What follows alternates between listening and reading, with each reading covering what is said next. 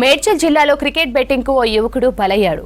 AP Anakapalli జిల్లాకు చెందిన సోమేష్ కుమార్ 20 ఏళ్ల క్రితం మేడ్చల్ జిల్లా గుండ్ల పోచంపల్లిలో తమ పేరెంట్స్ తో కలిసి నివాసం ఉంటున్నారు. ఓ ప్రైవేట్ కంపెనీలో పనిచేస్తూ ఉన్న సోమేష్ క్రికెట్ బెట్టింగ్ లో డబ్బులు పెట్టి 2 లక్షల రూపాయలు పోగొట్టుకున్నారు. దీంతో మనస్తాపానికి గురై గౌడవెల్లి రైల్వే స్టేషన్ సమీపంలోని రైలు పట్టాలపై ఆత్మహత్య చేసుకున్నాడు. తెల్లవారుజామునే ఇంట్లో నుంచి వెళ్లిపోయిన సోమేష్ తన ఫ్రెండ్స్ కు కాల్ చేసి సూసైడ్ చేసుకుంటున్నానని లొకేషన్ షేర్ చేసినట్లు పోలీసులు గుర్తించారు. కేసు నమోదు చేసి దర్యాప్తు చేస్తున్నారు పోలీసులు.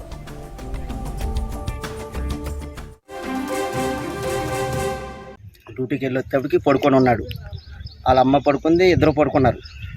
నేను వచ్చేసి కాలేజీలు కడిగించుకొని నేను పడుకున్నాను అనమాట. పొద్దున్న 50 పావుదాకా 5, 4:30 టైం అప్పుడు బాటిల్ పట్టుకొని వెళ్ళిపోండి, బాత్రూమ్కి ఇన్నాళ్ళ వెళ్తాను కదా అని నన్ను చూసినాను. చూడగల్లా బయటికి వెళ్ళిపోండు. బయటికి వెళ్ళిపోయి బాత్రూమ్కి వెళ్ళాడు కదా వస్తాను కోసం అని మనం అనుకున్నాం.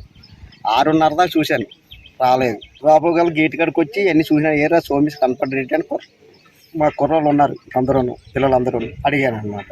అడిగితే ఏమీ లేదు, మరి కనపడలేదు, మాకు కనపడలేదు అన్నారు. అనగాల రైలు ట్రాక్ అంటే ఇవన్నీ తిరిగినాను. వాళ్ళు ఏమైనా ట్రైన్ అది వచ్చేటప్పుడు కానీ ఎక్కడికైనా వెళ్ళాడా నాకు ఏమైందని అది తిరిగాను. మా పిల్లలందరూ వచ్చి మా ఊళ్ళంతా దగ్గర 10 మంది దాకా వచ్చారు. అందరం తిరిగినాం. ఎక్కడ లొకేషన్ ఏమీ చెప్పలేదు. చచ్చిపోయే ముందు వీళ్ళకి లొకేషన్ ఏదో పంపించారు. అదే అమౌంట్ ఇలా కాశాను నాకు పోయిందని అన్నారు. ఎంత డబ్బులు మరి ఎంత అయిన సంగతి మనకు తెలియదు. అది అడిగిందా ముందు? మమ్మల్ని ఏం అడగలేదు.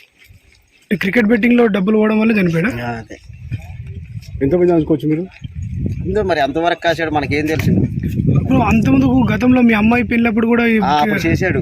చేస్తే ఆ రకంగా మనం ఎన్ని చేసి అన్ని మనం రకాలు చేశాను. అప్పుడు ఎంత పోయిన డబ్బులు? అప్పుడు 2-3 లక్షలు కొట్టాడు. ఏం చేస్తాడు మీ అబ్బాయి? ప్రైవేట్గా కంపెనీలో చేస్తాడు. ఇక్కడ ఎంత